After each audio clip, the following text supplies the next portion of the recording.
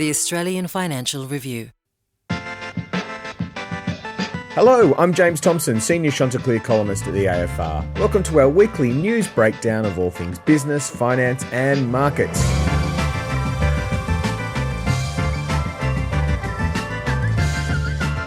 With me today, as always, he's a big game player who never shirks the hard ball. It's Anthony McDonald. How are you, Anthony? Loving the footy finals time of year, James. Brilliant. Well, this week we look at why one of the biggest players in private credit has found itself in the corporate cops' sights. We explain why one listener's order from the department store giant Myer came in 6 different parcels. And we jump on Nvidia's AI merry-go-round. Well, let's start there, Anthony. On Tuesday morning, we woke to the news that the world's most valuable company, Nvidia, had struck a deal to invest US $100 billion into that other AI pioneer, ChatGPT maker OpenAI. Now, faster than you could plug the details of this deal into a large language model, the pundits on social media were already pointing out the, circular nature of this deal. Nvidia hands over $100 billion US to help OpenAI build data centers, and then OpenAI uses that $100 billion to buy Nvidia computer chips. Meanwhile, everyone gets excited about the deal, and Nvidia's share price goes up by, yes, you guessed it, over $100 billion. Anthony, is this the sign that a bubble has built and might actually be near bursting point? Bubble? What bubble, James? All I saw was the circular economy in full motion. AI's money's making the world go around, isn't it? It's amazing. You know, we get each of these sort of separate rocket ships taken off on the same theme of AI, and now they're all combining and overlapping and getting in each other's pockets, James, propping each other up. Yeah. I mean, the first thing in that intro you just read, US $100 billion. That's a massive amount here. What other companies are writing US $100 billion checks for anything? Good point. We have Rio Tinto and BHP here in Australia. We think they're big. Their capex bill is US $10 billion a year, This is dishing out US $100 billion. We think CBA and its tech spend is pretty big, but from memory, that's about $2.5 billion a year. Like US $100 billion checks. I know these two big companies are helping each other out, and that's very circular. But no one else can match these quantities of money. Very true. Very true. And yes, they're very reliant on each other, right? Nvidia needs OpenAI's money to build those data centers. They house and train the OpenAI's models, including ChatGPT, and then OpenAI needs Nvidia chips inside those data centers.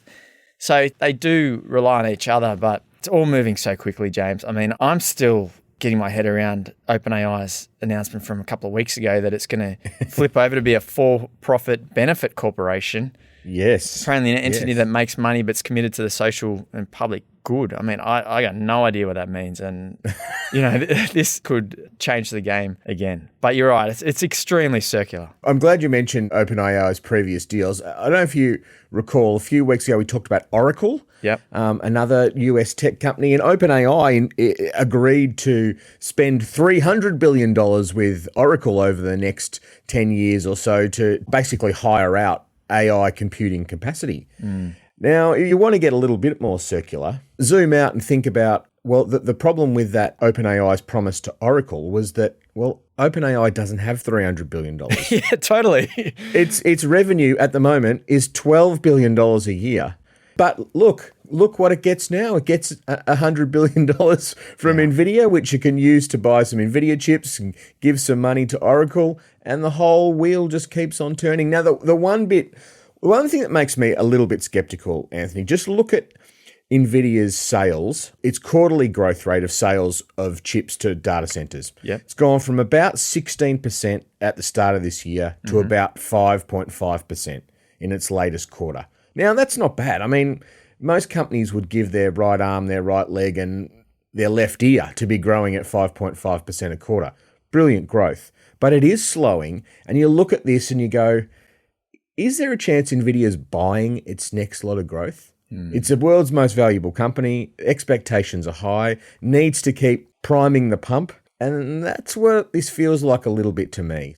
I just sensed something shifted this week, that this was just so obviously circular. Everyone sort of went, hang on, what's all this about? And the challenge still is, where is AI showing up in our daily lives? I think it's doing lots of cool things for people, but they're pretty minor things. They're things you could do in other ways that AI helps you do a lot faster, which is good, don't get me wrong. But is it enough to generate big amounts of revenue, which will provide the returns for these huge amounts of capital we're investing? Don't know. I think that's my little bit of skepticism. Well, speaking about where AI is going to pop up, James, you got your hands on some great research by economist Jo Masters and her team at investment bank Barrenjoey this week. They had a look at which sectors might be the most affected by AI. Yeah. You better tell us what industry should be quaking in their boots. Well, I'm not going to tell you that first. I'm going to give you the good news, Anthony. Yeah. This is a great report in that it looks at what tasks are going to be affected by AI. They've synthesized a whole bunch of global research about what tasks get affected by AI, and the idea that an occupation is basically a collection of tasks. Anyone's occupation, including ours and everyone listening, parts of their job can be taken by AI, but parts won't be. So that's what they're trying to figure out. Her view is that there's 1 in 1,000 occupations that she can find that will be completely untouched by AI. So that's the sort of big scary thing. 1 in 1,000. 1 in 1,000. Oh my gosh. But the flip side of that is that the Australian economy is set up for AI augmentation, where AI helps us become more productive rather than AI replacement. And she makes a really good point. If you think about job replacement, it's been happening for 30 years. You know, we don't have many people working in factories or warehouses anymore. They've been automated. We've replaced those jobs. We just don't necessarily think like that. And it certainly hasn't meant the end of the economy. So to get to your question though, augmentation and substitution, where's it coming from first? Well, they reckon the sector most at risk, where the highest proportion of highly substitutable workers is insurance. Yeah, right. Which might sound a bit weird, but you've got a perfect storm of AI replacing jobs like call center workers and back office clerks. And then you've got augmentation opportunities where AI can really change the way analysts and investigators work. Banks are pretty similar, but they've actually gone down further that path already. If you think about, you go into a branch now, there's a lot less tellers, but there's a lot more concierges who help you use your app and use the ATM and use other technological solutions. Consumer staples, that's basically supermarkets, are a high risk one. 125,000 checkout operators, 560,000 sales assistants who are employed at the moment. The tasks they do are ripe for automation in some way. Healthcare tech, IT services, obviously there'll be lots of AI augmentation there. And the safest sector, Anthony? What? Real estate investment trusts. Really? Apparently, there's not a whole lot that can be substituted or augmented there. So Jo Masters, she admits that this is their best guess. Mm-hmm. No one's got any idea of how this rolls out and what speed it rolls out on. But I think this is interesting for investors because they can take this framework and go, okay, where can I see the biggest gains and what companies might make the biggest gains? I don't think it necessarily helps you pick stock A versus stock B, because there can still be, as we see in lots of sectors, the red company and the blue company make very different investment decisions and get very different outcomes.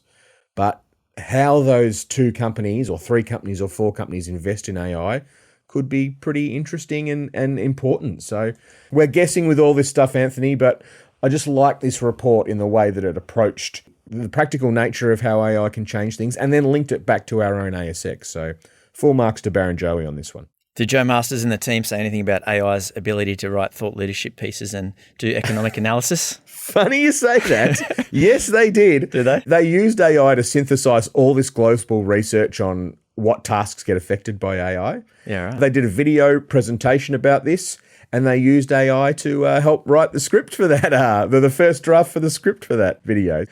Jo Masters has got a team of 2, right? Mm-hmm. What she's saying is that if she can get her AI agents working properly, then she could get the equivalent of a team of 4 or 5 or 6 or 7 by using those AI agents next to her human team. But she did say there's a lot of work in training these AI agents, tutoring them, making sure their performance is up to scratch. So that's probably something we haven't thought about either. I'm just trying to think of those 1 in 1,000 jobs, James. Did you think of any? What about lollipop man or lollipop lady on the pedestrian crossing outside the school? That's probably a good one, although you could imagine a sign or something that does that with cameras and, I Robot. don't know. Robot? Yeah, that's the word I'm looking for. She had a great sort of factoid she uses for the doomsayers in AI. There's still 50,000 typists in Australia, Anthony. Oh, there. 50,000. That's enough to fill Marvel Stadium in Melbourne. Wow. And you sort of think about it and you go, how on earth would there still be typists? But in every court of law around the country, you still need a typist. There's still lots of businesses with legacy systems. So her point is it's really hard to totally eradicate an occupation. And I think that's probably what we'll see here. All right, Anthony, let's move to our first topic. And there's probably few Australians who aren't familiar with the blue and white logo of Latrobe Financial. It's one of the biggest advertisers in financial services and a sponsor of the mighty Collingwood Football Club, which sadly won't be in Saturday's AFL Grand Final because we were robbed, like we always are. That's not true. Latrobe has 120,000 customers and about $20 billion under management. It's a big beast, and it's one that positions itself in the less risky end of the pool.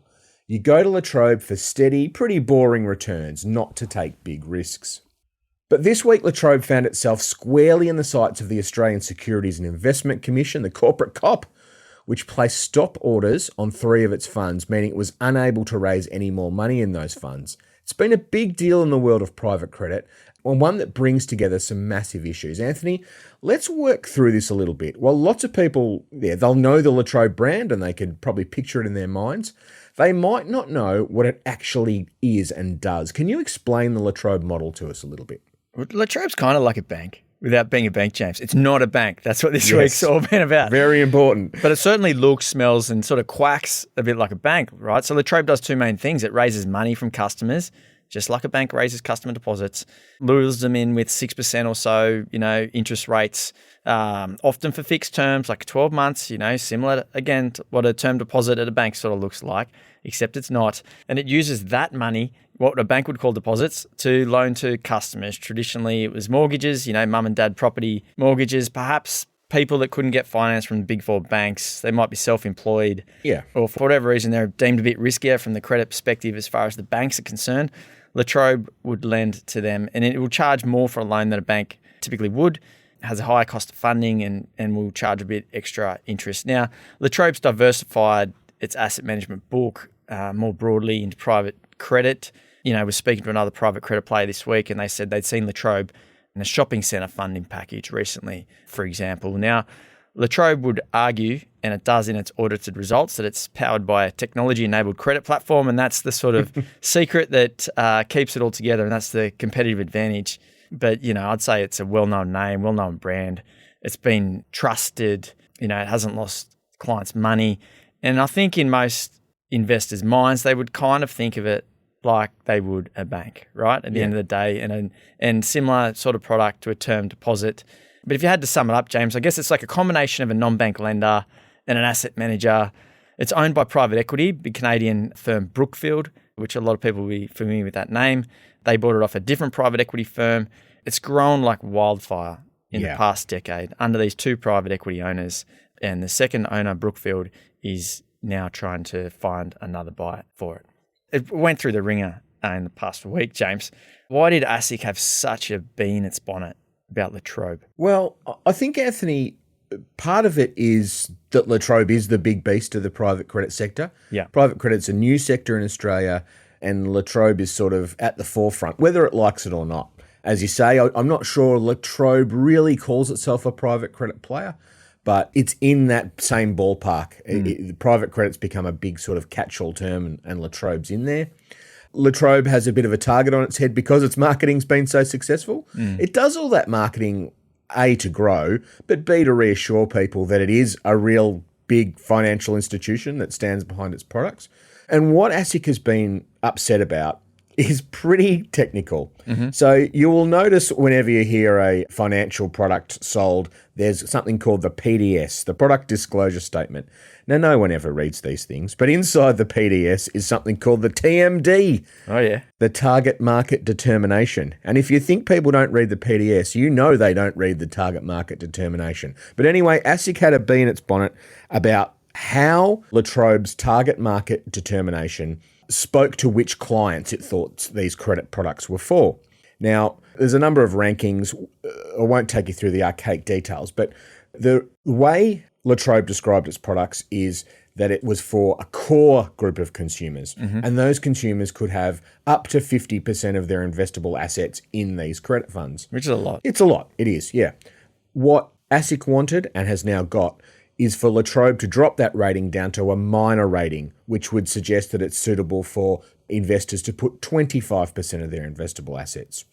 Relatively small change, but an important one, and particularly in ASIC's view, given the growth in the Latrobe funds and the general growth, I think, in the private credit sector, Anthony. I think that's a really important point here because that's the wider context, right? ASIC's been getting steamed up about private credit. This week, they just released a big investigation report into private credit, and they don't like what they see, do they? Absolutely. I mean, they've been getting very steamed up about private credit. You could say this year's the year of private credit for ASIC. It's almost like the sector's been growing and growing and growing since the global financial crisis and regulators sort of clamped down on banks and the capital they have to charge against loans. And it's created this private credit sector, and it's just gotten so big now that they can't afford to overlook it anymore.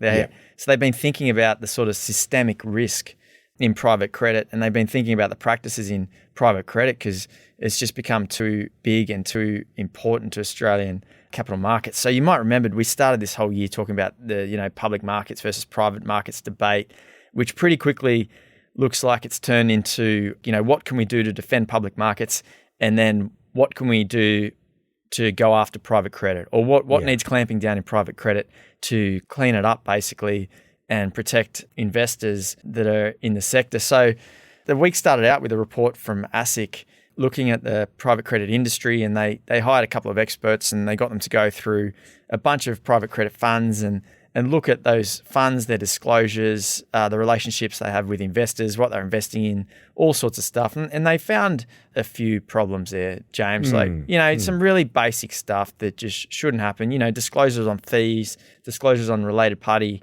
transactions. Now, it wasn't necessarily the big players in the sector like Latrobe, but I think, James, the fact it's got all this going on, that report came out, ASIC would see it as a bit of a watershed moment. And then you got something like Latrobe happening at the same time. It just feels like ASIC's keen to show that it's serious about private credit, that it's really thinking hard about the way that these sorts of funds market themselves to clients. And sure enough, it's gone bang on Latrobe in the past week. So, James, do you think that ASIC has basically just used Latrobe here to send a message to the private credit sector and investors? I think so. Yeah. I mean, I think its tactics have been pretty aggressive. The stop order is a pretty sort of blunt instrument. I mean, you can understand why it's used, because if ASIC finds something's wrong with the product, it doesn't want more money to be invested in that product. A stop order is, the most effective way of getting that message across, but it is pretty blunt. This wasn't at the end of the spectrum of, credit player flees the country with investors' funds. Yep. This was at the, disclosure issue, tighten up a definition in a document that not many people read, end of the spectrum. So the stop order is pretty aggressive, and it really caused a stink for Latrobe. No question. I mean, we had articles being written suggesting a sort of run on Latrobe. We had articles suggesting that this could be the tip of a subprime mortgage crisis. I mean, Latrobe's loss rates are tiny. Did ASIC know that it was going to cause a stink like this? I think they probably did. Yeah, big time. I think they probably don't mind causing that stink and saying, hey, remember, this isn't a bank. You aren't a depositor. You are an investor. There is a level of risk with these products that we want to make sure everybody understands. And it'll have ramifications for the rest of the sector. They're trying to send a message to say there's nothing wrong with private credit, but everybody needs to know the risks. And as Joe Longo said to me this week, most of the private credit investments in Australia are in property. Australians love property, but we just don't want to be blinded to the risks that are in property, particularly when private credit's backing property developers and the riskier end of the property sector. It's a big sort of wake-up call, as you say, really about ASIC waving the flag and saying, not necessarily a problem here, but we want to make sure everyone knows that we're watching really closely. Rightly or wrongly, that's where we end up at the end of the week.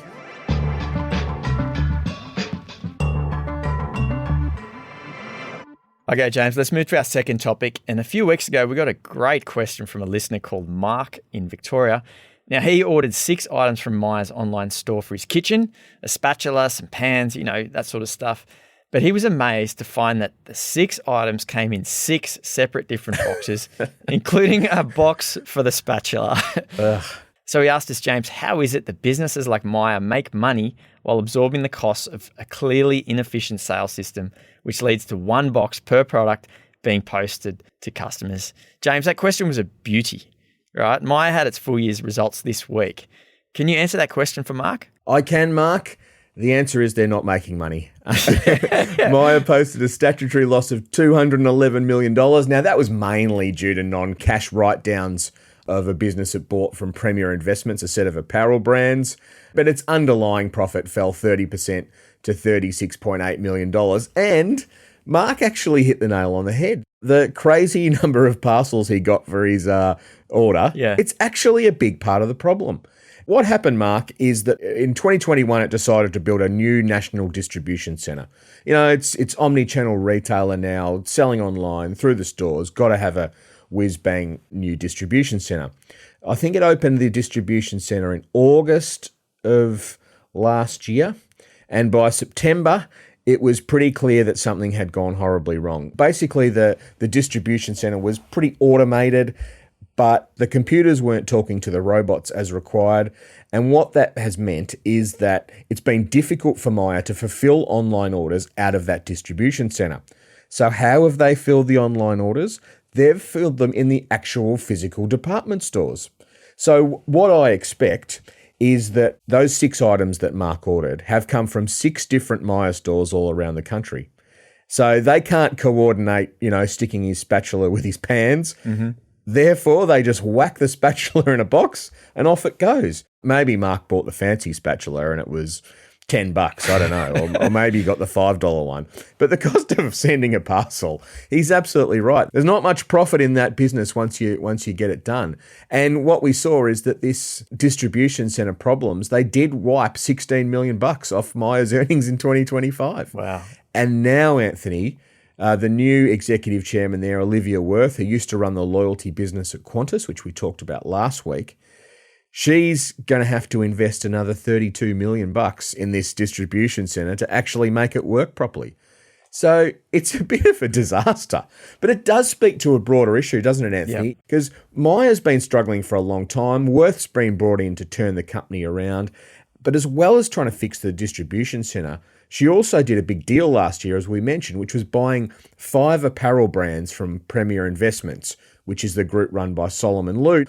So as well as having this struggling department store, Myer now owns chains like Just Jeans, Portman's, Dotty, and a few others. It's only been 6 months, but do you have a sense of whether this combination of Myer and these apparel brands is working? Good question, James. First, I just want to say exactly what you just said about Myer and the distribution centre. That's why I'm not putting robots in charge of pedestrian crossings outside the schools.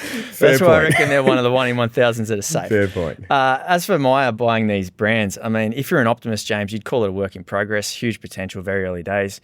If you're a bit more like me, you'd be worried that the pig has lost its lipstick already. But let's be honest, James, like the brands that Myer acquired, Just Jeans, JJ's, Portman's, Jackie, Dotty, not exactly A-grade material. And that's okay in retail. It's all about how much you make from them, the margin. Yep. But the margin on these brands is going backwards, and it's been going backwards for a while, James. Sales were also down 1.7% across those brands in the past 6 months. It's been dragged down by one of the brands in particular, Dotty. But Myer's doing some things to try and get this portfolio firing like it used to. It's only just taken the keys. It's rolled out the Myer One loyalty program, dressing up the Just Jeans stores a bit. Now, Olivia Worth says these apparel brands, as she calls them, actually went better in the 4th quarter of the financial year, so the most recent 3 months, and they did the 3 months before that.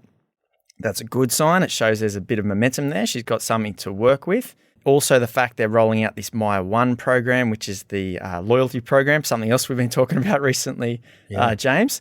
That's good as well. They can learn a lot more about the customers and she'll have the data. But James, I just worry, turning around Myer, the core Myer, the 56 department stores, national distribution centre with the robots that aren't working, the big core business with $3.3 billion annual sales, like that's a huge job. No one's been able to get that right for 2 decades now, right? Then you add in these apparel brands, so this collection of 5 brands, 712 extra stores, small ones, brands that were only spun out of Premier Investments because they've seen better days. I worry that the job now is just so much bigger than it was. Does Worth just need a bit more time, Anthony? I mean, she has made no secret this is a multi-year transformation. We're in year 2. Got to get this distribution centre stuff right. Still a long way to go on the integration of Premier. The turnaround and growth stuff's going to come sort of, across this year and even into next. Is it just a matter of being a bit patient, though? She definitely needs more time, James. I'm not sure you'd find a buyer in the world that would pay more for apparel brands portfolio than what Myer paid back in January. And I mean, if you speak to fund managers, it's amazing how the fizz has come out of the story for them. They got all excited about this deal, the potential to get some of Solomon Lew's, margin magic on Myer's $3.3 billion annual sales, make more profits. But I think we're now in it's going to be a grind stage. And so Myer's share price is lower than it has been in 3 years. It's down 63% this year. Definitely, Olivia Worth needs time and deserves more time, She's only just taken the keys. She's highly competent, big plans.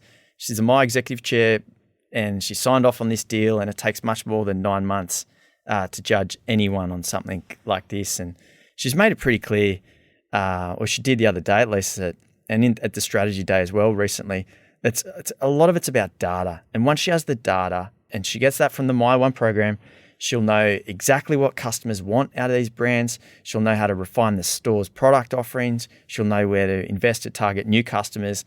Now that data's starting to come in, but it does make me wonder, James, how did this business go for so long without knowing so much about its customer? Where was the data before? Or did it have the data? It's just that knowledge hasn't transferred to Myer. It feels like Myer's running into some headwinds here. So it's going to need a Herculean effort to turn around, but absolutely give Olivia Worth more time. Investors haven't for the moment, and unfortunately that's about the short-term nature of our market, and people are very, very quick to write things off. But, Rome wasn't built in a day. Maybe let's see what this looks like in 3 years. The other company that reported this week was Solomon Lew's Premier, James. So that's the company that sold Myer these brands. And it owns Peter Alexander, the pajamas business, which is flying, and the kids' stationery business called Smiggle, which is not going so well. And James, there was some very juicy allegations around the Smiggles culture by Lou, wasn't there? Yeah, amazing. The story around Smiggle is that sales are going backwards. They went down 10% in the financial year just gone. They're starting to improve. I think they were down 4% in the first 6 weeks of the year. They want to get the growth going in that business, but they've got a bit of an issue in that they don't have a CEO at the moment, and they haven't for a best part of a year after they sacked a guy called John Cheston for alleged misconduct. Now, Cheston has denied any misconduct, and we should make that very clear. He strenuously denied all that. But on Thursday, Lou went a bit further to detail what he said was the culture inside Smiggle that he's now trying to fix up.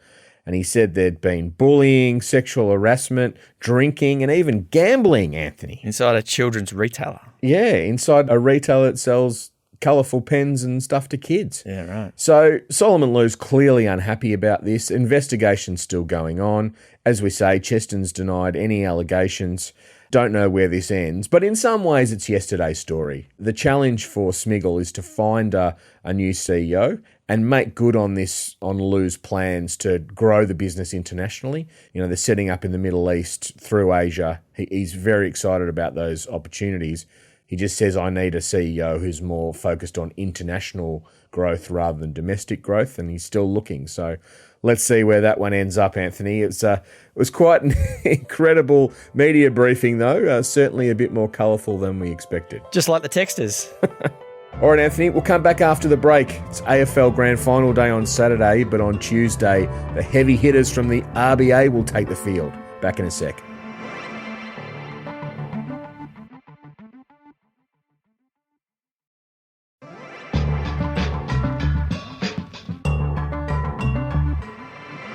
Well, welcome back. If you want to know more about what we're talking about today and a whole lot more, AFR subscribers can sign up to the Chanticleer newsletter at join.afr.com/Chanticleer.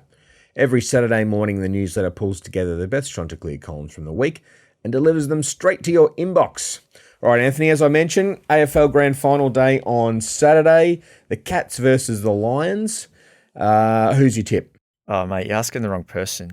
But all I've heard about this week is the Cats. Everyone's saying the Cats. What about yourself? You're much more the Aussie rules man. Yes, well, my Pies got beaten by the Lions, but I think the Cats had a fantastic season, cruised through the finals. They'll be very hard to beat on Saturday. All right, you've dodged the AFL tip. You're not going to dodge the RBA tip, though. Meeting on Tuesday, we get the decision. We got some inflation data that cast a bit of a pall over the idea of another September rate cut. Do you think that's right? We'll have a pause next week?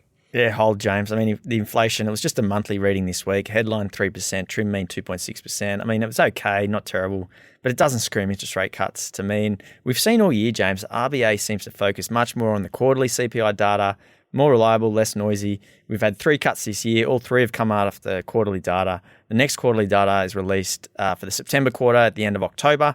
The RBA Monetary Policy Board meets in the following week in the start of November. So I reckon if there is to be another cut this year, that's when it would come. Come on, mate, get off the fence. Are they cutting in November? No, I don't think they are. I don't think they're cutting next week either. What do you think? I think there'll be a cut in November. I think there's a bit of air coming out of the Australian economy, and I think there's at least another cut, and it'll probably be a nice Christmas present for all of us shoppers. And next week, on Friday morning, our time, Donald Trump, the US president, gave us a preview of something he says is coming next week. Yeah. He's got the tariff toolkit out again. Oh, yeah. And this time, 100% tariffs on imported pharmaceuticals, except for anyone building a manufacturing facility in the US. Now, Anthony, as a little Australian company, a very big Australian company called CSL that would be absolutely hating this news, but they do have quite a number of operations in the US. Will they be spending the weekend knocking up a factory or something like that? Like all of these announcements, James, details light on, but it sounds like building a manufacturing facility, you just have to have broken ground. So, yeah, maybe CSL CEO gets on the plane tonight and gets over the US. They quickly buy a plot of land. He gets the shovel out, and then they argue that they're building more manufacturing. Yeah. I'm not sure.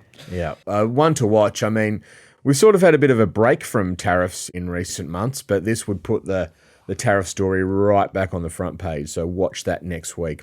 All right, Anthony, we love questions here on the Chanticleer podcast. This week, our question is from Jacob from Perth. If you've got a question that you want to send in, you can email us at chanticleer@afr.com. You can also send us a question in audio form. Just record a voice memo on your phone, include your name and where you're from, and email it to us. And of course, the Chanticleer podcast widget is on our articles at afr.com. You can submit a question through there too. So this week, Jacob's got on the audio question, and here's what he's got to say. G'day, Chooks. It's Jacob from Perth. I'd love to hear your thoughts on the current trend of government intervention in Australia, where we see both federal and state governments stepping in to prop up ailing projects like the Whyalla Steelworks or the Glencore Coal Project in Queensland, or the participation in the equity raise with the Liontown placement recently. Do you think this signals a shift towards a more hands-on economic approach? And what might be the more long-term implications for the balance between public and private sectors in Australia? Are those lines becoming blurred? Cheers, guys. It's a great question because I think Jacob's right. Well, I know Jacob's right, actually. Yeah. Governments all over the world, not just in Australia, are becoming extremely interventionist. We've seen Donald Trump taking stakes in various companies in the US and apparently wanting to do more of it on national security grounds. Are we just getting in on the act here in Australia? Yeah, definitely been a change in approach, hasn't there? Like we've spoken this year, Whyalla, Regional Express, the bets the government's making via the National Reconstruction Fund in biotechs and lithium and the like. Then you have the government underwriting the old world, very important industrial sort of infrastructure businesses like the Araring Power Station up here in New South Wales, James, and the Lytton and Geelong oil refineries in Queensland and Victoria, talks with the aluminium smelters, Glencore's Mount Isa mines, they want government money there. It's really hard to know where the public sector stops and the private sector starts. But I think for the most part, we're still seeing the government allowing the private sector to fund things where it can, right? Yes. Where it's willing to. And that's a good thing. but it is having to step up where the private sector won't go. And that's generally where there's sort of uncertainty about a business's future or earnings. So I think there still is a separation, but you can't help but notice the government just seems to be dipping its hand into its pockets for all sorts of causes. Yeah, I think you're right, Anthony. At the moment, yes, the government as a sort of investor / buyer of last resort, whereas in America, it's very different at the moment. Under Trump and the Treasury Secretary, Scott Bessent, they want to be, right in the middle of this deal making. We've seen them take a share in Intel. We've seen them demand a golden share of US Steel in return for allowing a sort of joint venture between US Steel and Nippon Steel, a Japanese company. So the question for me, Anthony, is do Australian government stay as that sort of investor of last resort, or do they move more towards the this new American model of real interventionist capitalism, which will blur the lines between the public and private sector, as Jacob says, and will change the cost of capital?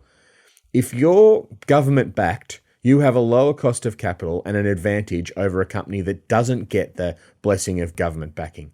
So I think that's what we've really got to be very, very careful about. But it's sort of a slippery slope, Anthony, and I don't quite know where it ends, but Jacob's absolutely right to bring it up. All right, Anthony, enjoy grand final weekend. Whatever the result is, I think we're in for a cracking match, or at least I hope we're in for a cracking match. So enjoy that and go Cats, go Lions. Yeah, you enjoy it too, James. I know the Collingwood loss is still a bit raw for you, but grand final day is still to be celebrated. Great point. Enjoy the weekend and we'll see you all next week. If you like the podcast and you want to hear more, consider sharing or giving the podcast a review, as it helps other listeners find us. And don't forget to follow wherever you get your podcasts. At The Financial Review, we investigate the big stories about markets, business and power. For more, go to afr.com. And you can subscribe to The Financial Review, the daily habit of successful people, at afr.com/subscribe. Chanticleer was hosted by me, James Thompson, and Anthony McDonald. And it was produced by Mandy Coolin and Alex Gow. Our theme is by Alex Gow. Head of Premium Content is Fiona Buffini.